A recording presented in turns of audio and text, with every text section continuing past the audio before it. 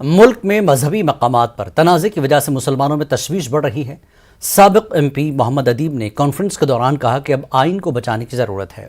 ऐसा फार्मूला बनाया जाएगा जिससे शरपसंदों के खिलाफ आवाज़ उठेगी और इसके लिए सभी मज़ाहिब के लोगों को शामिल किया जाएगा और उन्हें एक प्लेटफॉर्म पर लाया जाएगा। ताजमहल और ये कुतुब मीनार, इसका तो कोई ख़तरा नहीं है। यहाँ से आमदनी होती है, आप समझ लें, ये करोड़ों रुपया कमाते हैं। मस्जिदों का नाम इसलिए ले रहे हैं कि पोलराइजेशन हो।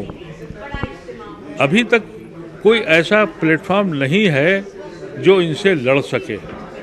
जो हमारा सेकुलर हिंदू है उसको भी देशद्रोही बता दिया है। हमारे जो क़यादत है वो जमातों के पास है।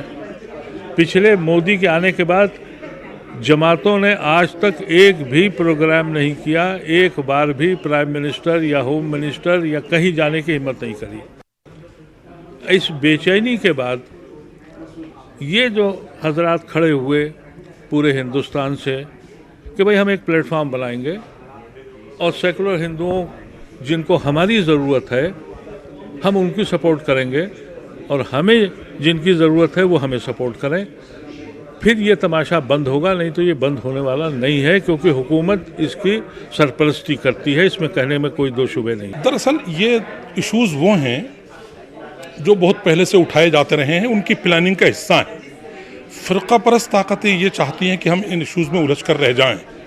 कल तक कुछ और इश्यूज़ थे, उनको हल करने के बाद अब कुछ नए इश्यूज़ और लाए गए हैं ताकि हम अपने असल मुद्दों से भटक जाएं, सरकार भी अपने असल मुद्दों तक लोगों से भटका सके और यही मजहबी बुनियादों पर मुल्क को बांटने और राज करने का काम किया जा सके।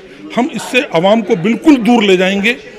आप सोच सकते हैं, दरगाह हज़रत ख्वाजा मोइनुद्दीन चिश्ती जैसे दरगाह पर अगर इस तरीके की बातें और लांछन लगने लगेंगे तो फिर इस मुल्क में बच क्या जाएगा। ताजमहल जैसी इमारत को मजहबी नज़रों से देखा जाएगा तो फिर मैं नहीं समझता कि फिर नेहरू और गांधी का ये देश बच सकेगा। अब इस चीज़ को हमको बाकी रखने के लिए और देश में हम आहंगी को बनाए रखने के लिए मुल्क के उन दानिश्वरों को आगे आना होगा जो अब तक किसी मजबूरी की वजह से खामोश है। अगर नहीं आए आगे तो फिर इस देश को ये फ़िरकावारियत कहाँ लेकर के जाएगी इसका हम अंदाज़ा भी नहीं कर सकते। इसलिए हम इसको बिल्कुल अलग मुहिम पर लेकर के जाएंगे और अपनी कौम को ये समझाएंगे कि अब हमको इन इश्यूज़ में उलझने की ज़रूरत नहीं है। ये इश्यूज़ हमको सिर्फ उलझाने के लिए इकट्ठा किए जा रहे हैं और खड़े किए जा रहे हैं, इसका हमसे कोई ताल्लुक नहीं है। एक बार फैसला हो चुका, 1947 में जो इबादत गाह जिस पोजीशन में थी बाबरी मस्जिद को छोड़कर, अब उसके सुप्रीम कोर्ट के फैसले के बाद उन तमाम की छेड़छाड़ गैर कानूनी है, गैर अखलाकी है, गैर दस्तूरी है।